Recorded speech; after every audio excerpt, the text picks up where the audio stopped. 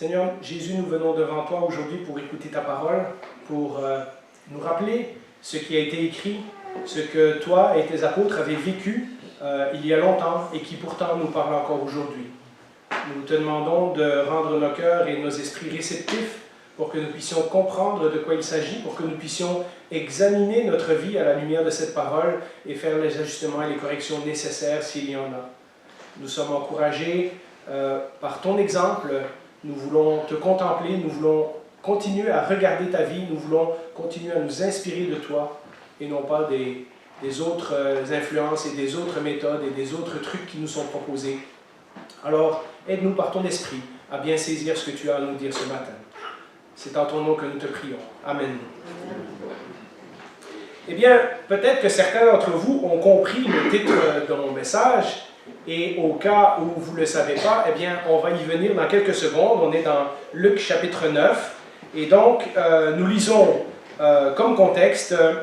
Donc, je vous rappelle que nous sommes après le moment où Jésus a passé du temps avec ses disciples à Césarée de Philippe, et où Pierre a reconnu Jésus comme le Messie, et où Jésus a dit qu'il allait construire son Église, qu'il allait bâtir son Église, et où ensuite Pierre a voulu empêcher Jésus d'aller mourir à Jérusalem, et où Jésus a repris Pierre, et un petit peu après, une semaine après, donc ils sont allés sur la montagne Hermon, et là Jésus a été transfiguré devant Pierre, Jacques et Jean. En redescendant de cette montagne, ils ont rencontré un homme qui avait un garçon possédé d'un démon, que les autres disciples qui étaient restés en bas de la montagne ne pouvaient pas guérir, et Jésus a fait toute une guérison et un enseignement à cette occasion-là. Mais nous lisons à 4 reprises dans les évangiles qu'à partir de ce moment-là, Jésus a annoncé sa mort. Il a annoncé à ses disciples que leur idée du Messie ne va pas se réaliser comme eux y pensaient. L'idée du Messie triomphant, l'idée de monter sur Jérusalem et de prendre le pouvoir et ces choses-là, ce n'est pas comme ça que le plan de Dieu et le royaume de Dieu va s'accomplir. Et donc, nous sommes encore à ce moment-là. Luc chapitre 9, c'est tout de suite après, et ça nous dit au verset 51 et 52, « Lorsqu'approchèrent les jours où il devait être enlevé du monde, c'est-à-dire Jésus, Jésus prit la décision de se rendre à Jérusalem. » La multiplication des pains, c'était aux alentours de mars-avril de cette année-là. Parce que nous avons vu dans un passage que ça nous disait que la fête de Pâques était proche. Et dans la semaine prochaine, nous allons voir que Jésus est monté à Jérusalem pour la fête des tabernacles. Et la fête des tabernacles, c'est en général au début du mois d'octobre. Et donc, il y a environ 6 ou 7 mois qui se sont passés entre la multiplication des pains et cette histoire qui commence aujourd'hui et qui va se poursuivre pendant les 2 prochains dimanches, où Jésus va commencer à monter vers Jérusalem et où il va arriver une série d'événements, dont l'événement dont on va parler aujourd'hui. Jésus avait été donc, à un moment donné, il a arrêté son ministère en Galilée, son ministère public. Il est monté en Syrophénicie, là il a guéri la femme, dont la fille était, la fille qui avait une fille possédée par un démon aussi. Ensuite, il est redescendu vers la Décapole. Il a fait une multiplication des pains parmi les peuples païens, non juifs. Il est revenu en Galilée un jour ou deux et tout de suite les pharisiens l'ont confronté, fait qu'il est reparti vers Césarée de Philippe. Donc, dans son 2 ans de ministère à date, Jésus a passé 1 an et demi en Galilée, mais il a passé 6 mois complets, 6 ou 7 mois complets, juste avec ses disciples. Il est en train de leur enseigner des choses importantes. C'est eux qui vont prendre la relève lorsque Jésus sera parti. Il est important qu'ils comprennent le plan de Dieu, la mission de Jésus. Il est important qu'ils soient des bons représentants lorsque Jésus ne sera plus là.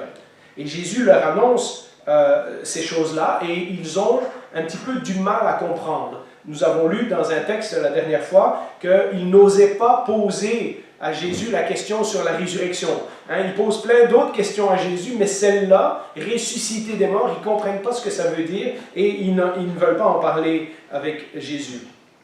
Et donc, le texte nous dit qu'en redescendant du mont de la transfiguration, et après la guérison de cet enfant qui était épileptique, eh bien, Jésus décide de fixer son visage sur Jérusalem En français, il n'y a pas vraiment une expression pour dire ça. Tantôt, dans le passage que Andrew a lu sur Ésaïe, qui dit « C'est pour ça que j'ai rendu mon visage comme une pierre », en hébreu, c'est une expression pour dire complètement déterminé.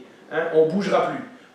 Jésus est fixé sur Jérusalem, c'est là qu'il s'en va. Il lui reste à peu près 6 mois à vivre.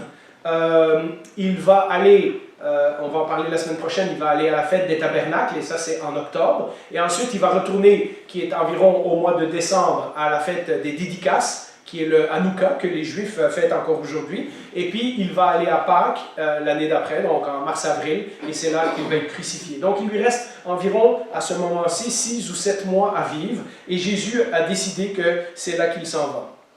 Il repasse brièvement par la Galilée, parce que nous lisons dans un des évangiles que ses frères lui disent « Hey, tu ne vas pas monter à Jérusalem ?» Et Jésus dit « Pas tout de suite ». Et puis après, il y va pendant que ses frères sont déjà partis. Jésus reste en arrière, et puis il décide finalement de passer par un autre chemin.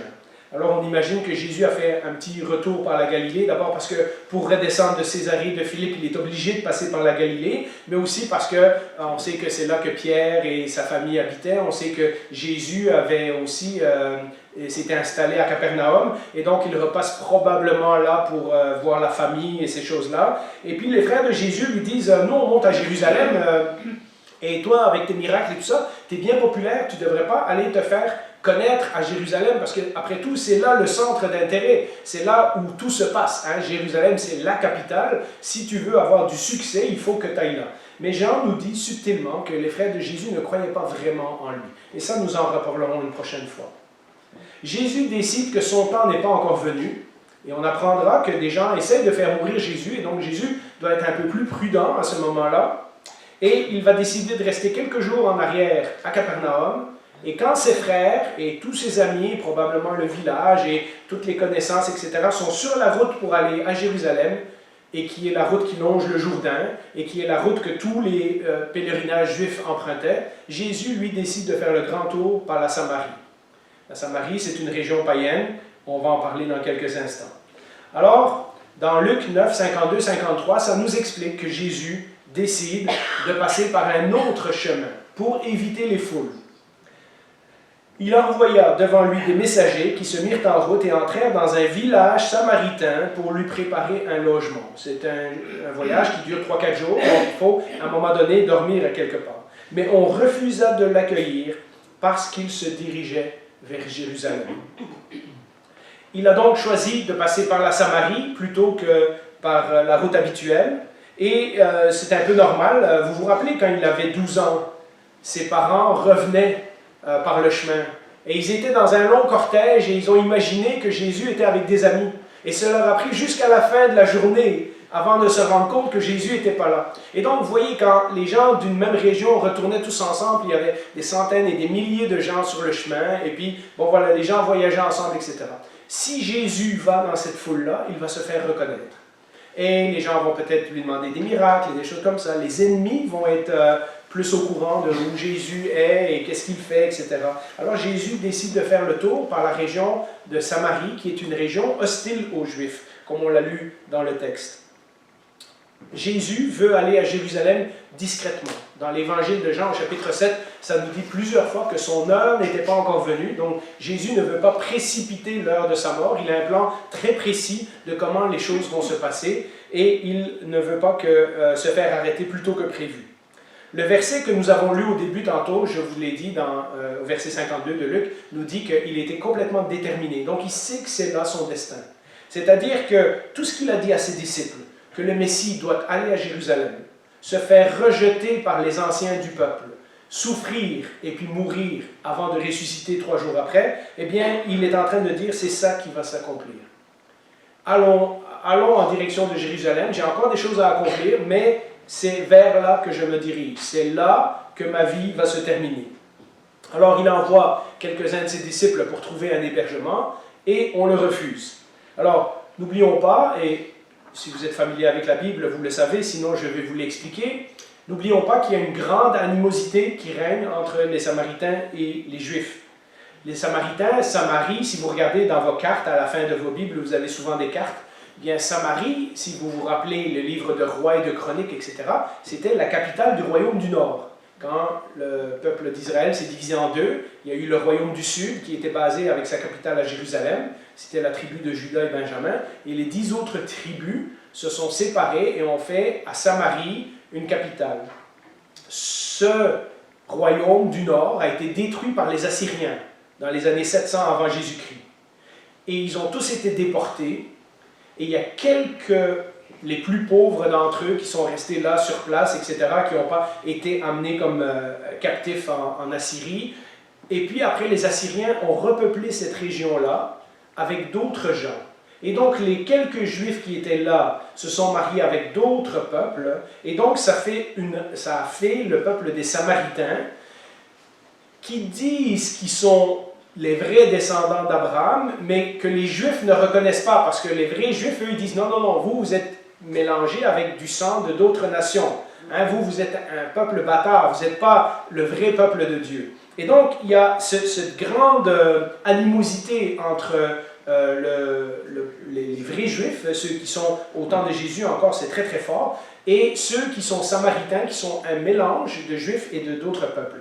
Les Samaritains aussi ont arrêté leur Bible au livre de Moïse, les 5 premiers livres de la loi, alors que les Juifs avaient tous les prophètes jusqu'à Malachie. Et donc, il y a déjà des différences théologiques aussi entre les deux. Vous vous rappelez que dans Jean chapitre 4, lorsque Jésus rencontre la Samaritaine, donc Jésus a déjà été en Samarie, elle lui demande sur quelle montagne on doit adorer. Et parce que les Juifs disaient que ben non, le temple est à Jérusalem, mais les Samaritains avaient construit un temple sur le mont Guérizim, parce qu'ils pensaient que c'était là que Dieu avait apparu à Abraham à une certaine époque, etc. Ils avaient construit un temple là, mais environ une centaine d'années avant Jésus-Christ, il y avait une famille qui était au pouvoir dans le royaume de Judée, qui a fait la guerre aux Samaritains et qui a détruit ce temple-là. Donc, si on vient chez vous et qu'on rase votre temple, et qu'après vous n'avez pas les moyens de le reconstruire, vous comprenez la haine qui règne entre les Samaritains et les Juifs. Et c'est pas pour rien que dans Jean chapitre 4, la femme samaritaine dit non seulement tu es un homme et tu parles à une femme, mais en plus tu es un Juif et tu parles à une Samaritaine. C'était choquant. C'est pas pour rien que Jésus, dans la parabole du bon Samaritain, utilise le Samaritain comme exemple, parce qu'il veut choquer son audience et dire, regardez, celui qui fait, selon vous, même pas partie du peuple de Dieu, c'est lui qui agit comme Dieu veut. Et ceux qui sont du peuple de Dieu ne pratiquent pas la compassion et la générosité. Et donc, vous voyez, il ne faut pas négliger, nous on lit ces textes-là, on dit, ah ouais, la Samarie, etc. Il y a vraiment une haine, un peu comme il existe entre différentes populations aujourd'hui. En fait, même en Israël encore aujourd'hui, vous entendez dans les nouvelles combien il y a de haine entre des Palestiniens et des Juifs. Et donc, ce n'est pas le seul pays où il existe comme ça des populations qui se détestent l'un l'autre, et c'est des histoires qui remontent à plusieurs centaines d'années. Et donc, déjà, c'est étonnant que Jésus décide de passer par la Samarie, mais ce qu'il ne faut pas s'étonner, c'est que le village refuse de recevoir Jésus. Ils savent, d'après le texte, que Jésus s'en va à Jérusalem. Donc, ils savent que Jésus s'en va pour fêter une fête juive sur une montagne qui, selon eux, n'est pas la bonne montagne. Donc, ils ne vont pas encourager les Juifs à passer par leur territoire. Voilà. Et les gens, ils refusent de le recevoir. Donc, jusque-là, on peut comprendre leur réaction. Ce qui est un petit peu choquant, c'est la réaction des disciples. Et on lit ça au verset 54. Voyant cela, ses disciples Jacques et Jean dirent, « Seigneur, veux-tu que nous ordonnions au feu de descendre du ciel et de les consumer? » Alors, si on est habitué que Pierre soit un impulsif, on découvre tout à coup que Jean et Jacques ne sont pas mieux. Les trois disciples les plus proches de Jésus sont des fonceurs. Après tout, Jean nous dit dans un autre texte qu'ils étaient appelés les fils du tonnerre. Ce qui veut dire que probablement leur papa avait déjà tout un caractère, et eux aussi. Hein? Et donc, eux autres, leur première réaction, c'est nous, on est avec le Messie, on s'en va à Jérusalem, et ces gens-là refusent le Messie, on va les détruire. Hein? À premier abord, quand nous, on lit ça aujourd'hui, on se dit, ben voyons donc, un chrétien ne peut pas parler comme ça, c'est inapproprié, ils ont pas compris, etc. Mais remettez-vous dans le contexte de tout ce qu'on vient de dire avant, d'abord la haine des Samaritains, mais aussi tout le contexte qu'on a dit dans les derniers messages. À la transfiguration, sur le mont de la transfiguration, qui ils ont vu avec Jésus? Élie et Moïse. Et Élie, c'était celui qui avait l'habitude de faire descendre le feu du ciel. Hein? C'est celui dont on nous raconte dans 1 Roi 19, si je ne me trompe pas, qu'il a fait descendre le feu sur l'autel des sacrifices pour montrer que Dieu était Dieu. Mais aussi, il y a une autre histoire très très intéressante qui se trouve dans 2 Rois. Et Élie était ce prophète qui prêchait en Samarie, justement, au royaume du Nord, aux 10 tribus qui s'étaient séparées du reste du peuple, et qui, dans 2 Rois 1, fait tomber le feu du ciel sur une troupe de soldats. Je vous raconte l'histoire. Le roi d'Israël, donc le roi des 10 tribus qui se sont séparées, puisque ça s'appelle maintenant le royaume d'Israël, et l'autre c'est le royaume de Juda. Ce roi-là tombe malade, et il décide d'aller consulter une idole plutôt que de consulter le Dieu d'Israël. Et Élie lui envoie un messager en disant « Parce que tu penses qu'il n'y a pas de Dieu en Israël, tu vas mourir. Hein, tu ne guériras pas de cette maladie-là, tu vas mourir. » Et le roi, très fâché, dit « C'est Élie, je n'aime pas ce prophète-là, il envoie une troupe de 50 soldats pour l'arrêter. » Et puis les soldats, le feu du ciel descend et les soldats sont exterminés. Et puis, une deuxième fois, il envoie une autre troupe et la troupe est exterminée de nouveau. Et finalement, c'est le 3e capitaine qui est assez malin pour dire « Là, je me prends avec un homme de Dieu. Il faut que je fasse attention. » Et qui s'humilie devant Élie, qui dit « S'il te plaît, veux-tu venir avec moi parce que le roi veut te parler. » Et Élie ne changera pas son histoire. Il va dire au roi « Parce que tu as consulté un faux Dieu, tu ne guériras pas, tu mourras, tu ne guériras pas de cette maladie. » On lit un des épisodes dans 2 Rois, chapitre 1, verset 16. Il lui annonça, voilà ce que dit l'Éternel, parce que tu as envoyé des messagers consulter Baal-Zébub, le dieu d'Écron, de nouveau Baal, hein, on en a parlé plusieurs fois récemment, comme s'il n'y avait pas en Israël de Dieu dont on puisse consulter la parole, tu ne redescendras pas du lit sur lequel tu es monté, car tu mourras.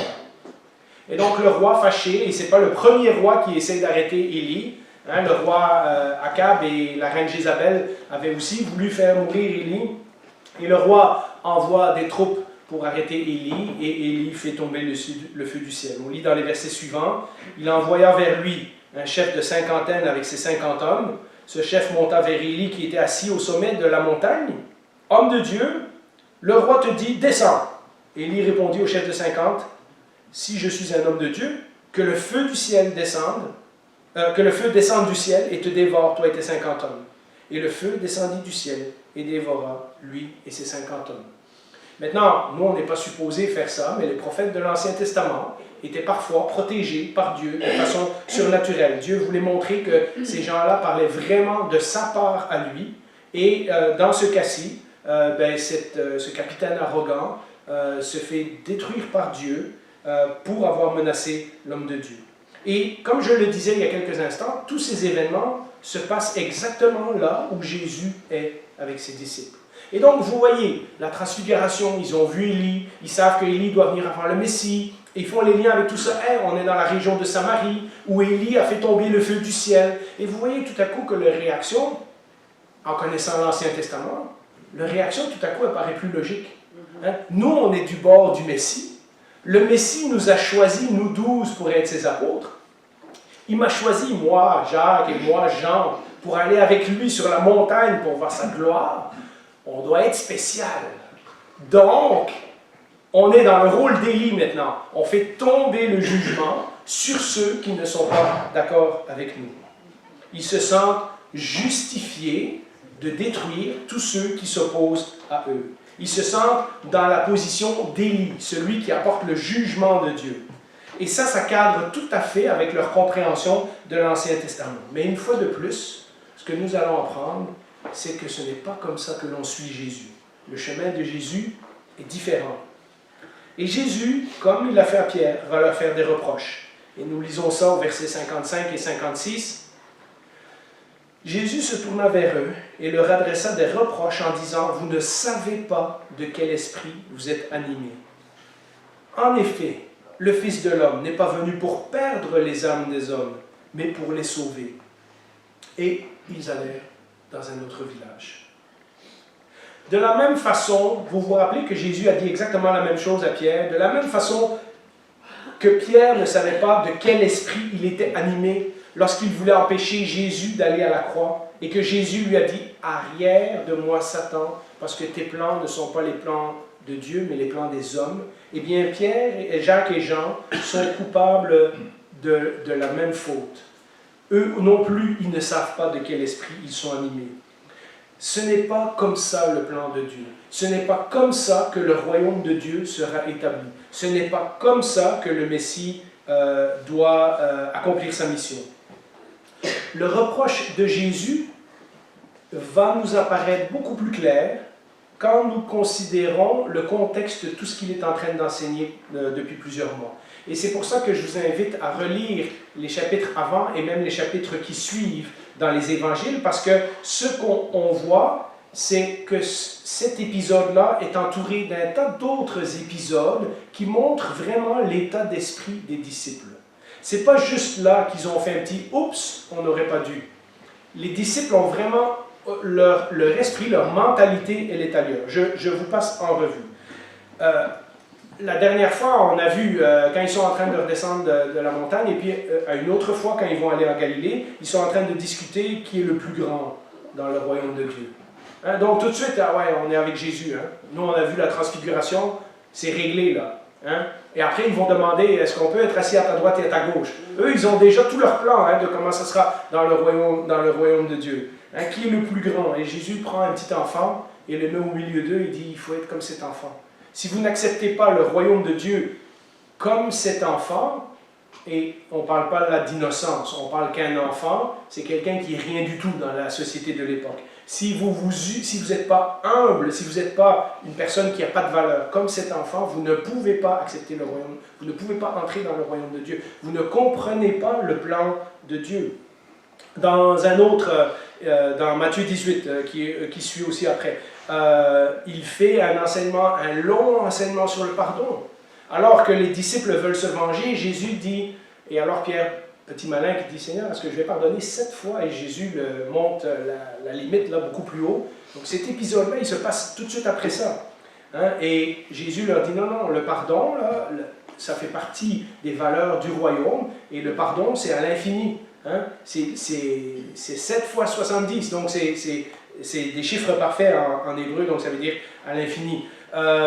Vous vous rappelez aussi cet épisode, ça arrive aussi au même moment, qui disent « Seigneur, on a vu un gars qui chassait des démons en ton nom, mais on l'a empêché de le faire, parce qu'il ne faisait pas partie de notre groupe. » Et Jésus dit « Non, non, non, non, s'il chasse des démons en mon nom, il fait avancer le royaume de Dieu, ne l'en empêchez pas, parce que celui qui n'est pas pour nous est contre nous. » Et donc, vous voyez, dans toute cette mentalité-là, après ça, il fait tout un enseignement sur le divorce. Pendant longtemps, je me suis demandé qu'est-ce que l'enseignement sur le divorce faisait. Mais vu dans ce contexte-là, les disciples, à la fin, lui disent « Ben alors, Seigneur, quel avantage qu'il y a pour nous hein?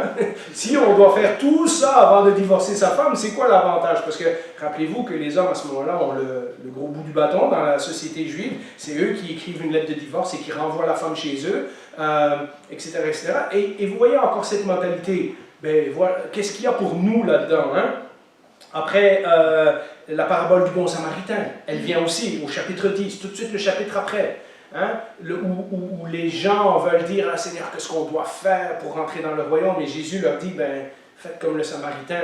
Et puis là, ils trouvent des excuses. Ouais, c'est pas... Vous voyez, et donc, il y a le point commun dans toutes ces histoires, c'est que les disciples de Jésus ont tendance à rejeter tous ceux qui ne sont pas comme eux. Ils ont tendance à rejeter, tous les groupes sont touchés, là, les femmes, les enfants, les Samaritains, enfin, ils en ont contre tout le monde. Ils ont vraiment la mentalité des Juifs de leur époque. Quand on est Juif, on est le peuple choisi de Dieu, surtout si on est des hommes juifs, c'est encore mieux. Et puis tous les autres, ben, c'est des inférieurs. Et vous voyez, dans toutes ces histoires-là, c'est tout ce qu'on constate. Ce qui est choquant, c'est qu'ils ont passé 6 mois avec Jésus dans des régions isolées, où Jésus leur a enseigné beaucoup de choses, Et pourtant, ils n'ont pas encore compris. Ils ont pourtant été à Tyr et Sidon, et ils ont vu Jésus qui a fait grâce à une femme syrophénicienne, et ils ont vu Jésus qui a fait la multiplication des pains pour des païens, et ils ont vu Jésus guérir l'homme qui était possédé d'un démon alors qu'il est dans la région de Césarée de Philippe. Ils ont vu que Jésus accorde sa grâce, son pardon, et l'entrée à son royaume à ces gens-là aussi, et pourtant, ils n'ont encore pas compris. Ils sont encore dans la mentalité que nous, on est les meilleurs, et tous les autres, ils sont perdus. Et c'est ce que Jésus va leur enseigner dans les prochains mois, jusqu'à la fin des évangiles, jusqu'au dernier souper. Il va encore se mettre à genoux devant eux pour leur laver les pieds, etc. Et puis, ils n'ont encore pas compris, jusqu'au moment où le Saint-Esprit descend sur eux, et tout à coup, ils sont transformés. Jésus essaye de leur apprendre que le royaume de Dieu est ouvert à tous, pas simplement aux Juifs.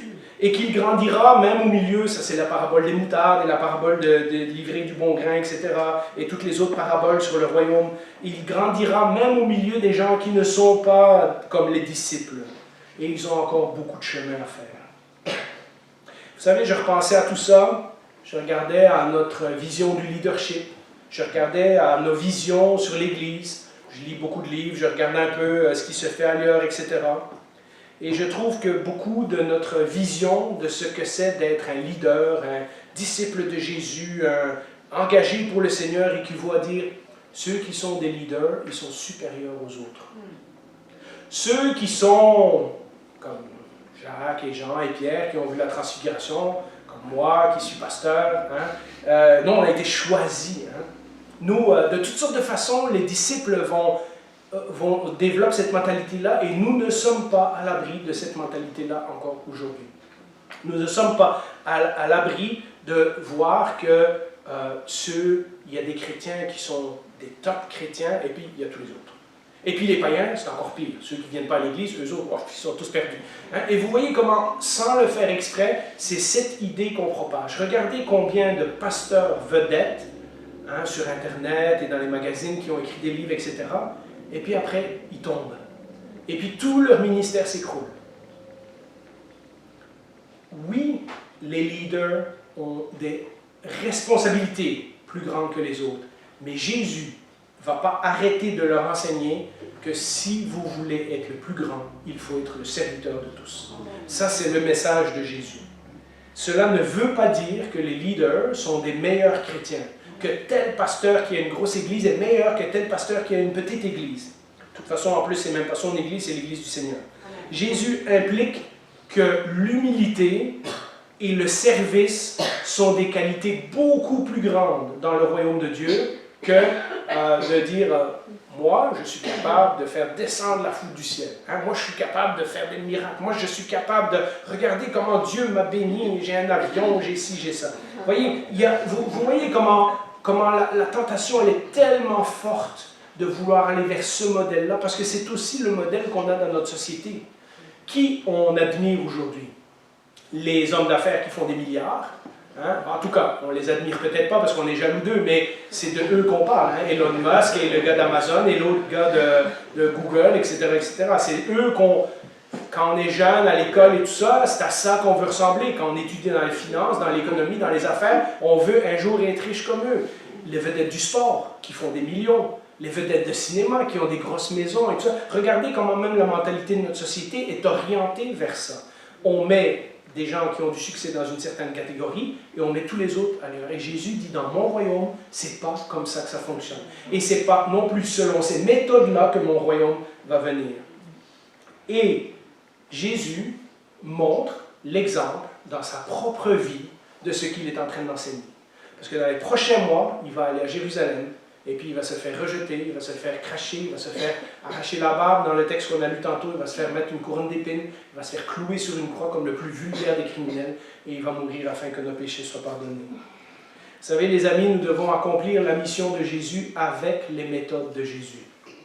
Nous avons de sérieuses questions à nous poser sur le culte de la personnalité qui est si prévalent dans certaines de nos églises modernes. Et ça, que ce soit parmi nos leaders, que ce soit parmi nos musiciens, que ce soit parmi nos politiciens, Hein, dans certains pays, on admire tellement les politiciens qu'on dit, ça y est, c'est sûr, ils sont choisis de Dieu. Ce bonhomme-là va sauver le monde. Hein.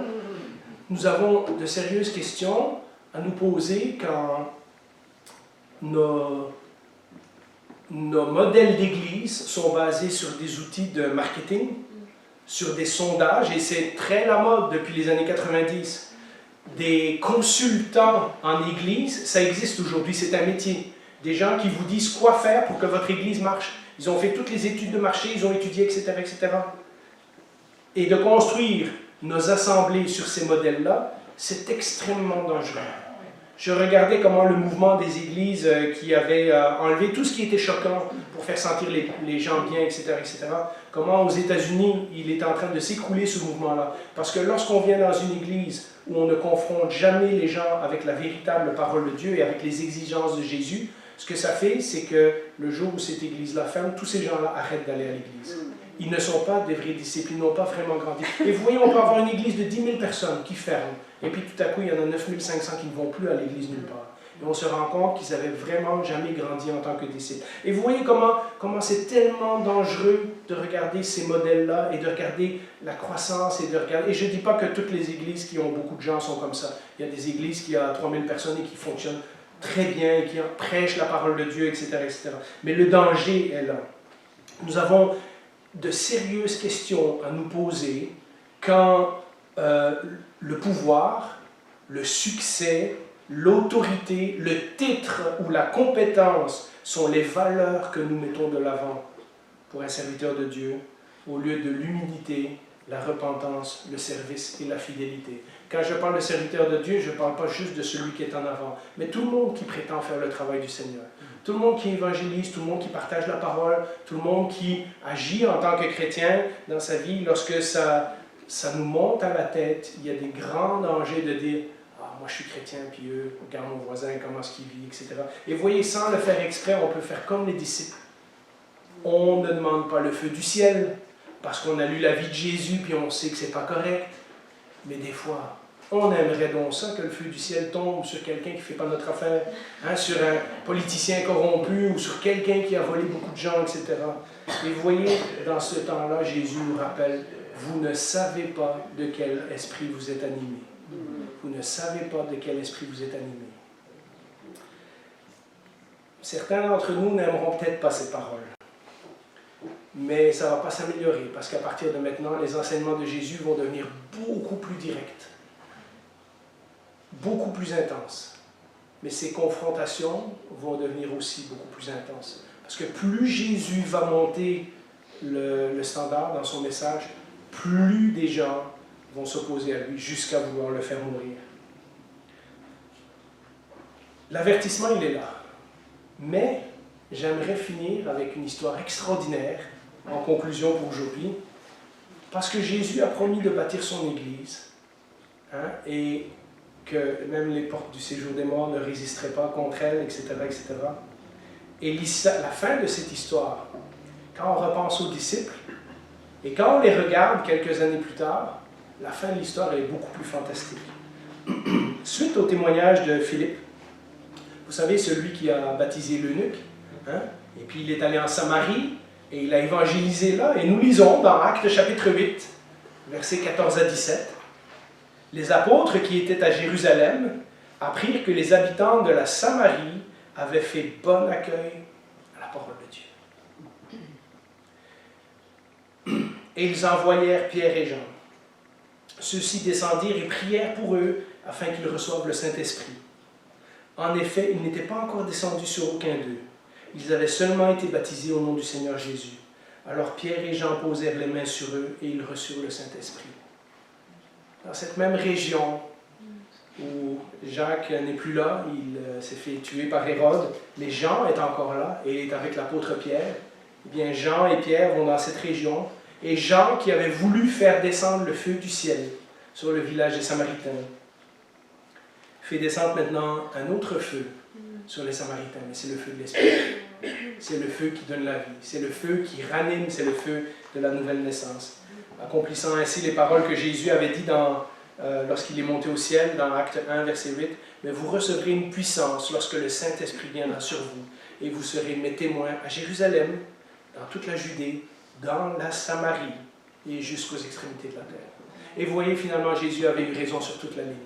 Jésus savait c'était quoi son plan. Jésus savait ce que ça prenait pour former ses disciples. Oui, il a été impatient des fois, oui, il a dû leur faire des reproches, mais il savait qu'un jour, ces gens-là seraient ses témoins au même endroit où ils avaient voulu faire descendre le feu du ciel. Quelle transformation entre ces rudes Galiléens. Après tout, c'était des pécheurs, hein, c'était des gens qui travaillaient fort, c'était des gens qui travaillaient physiquement, etc. Et qui se sentaient justifiés parce qu'ils avaient vu la transfiguration de Jésus, de prononcer le jugement de Dieu sur des païens. Et maintenant, ces apôtres, je ne reconnais plus Pierre et Jean ici, et ces apôtres qui vont en Samarie prêcher la bonne nouvelle de Jésus dans le monde entier, au prix de leur propre vie. Finalement, Jésus avait eu raison sur toute la ligne. Prions.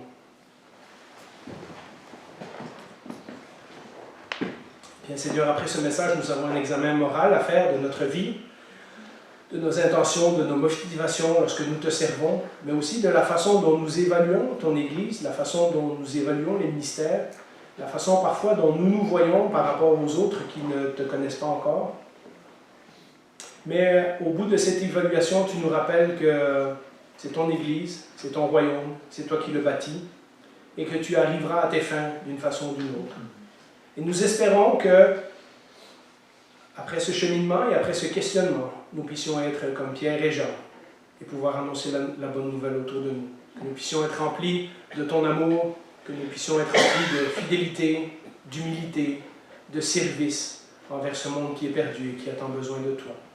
Te prions cela en ton nom, parce que tu nous as montré le premier l'exemple à suivre. Merci Jésus. Amen.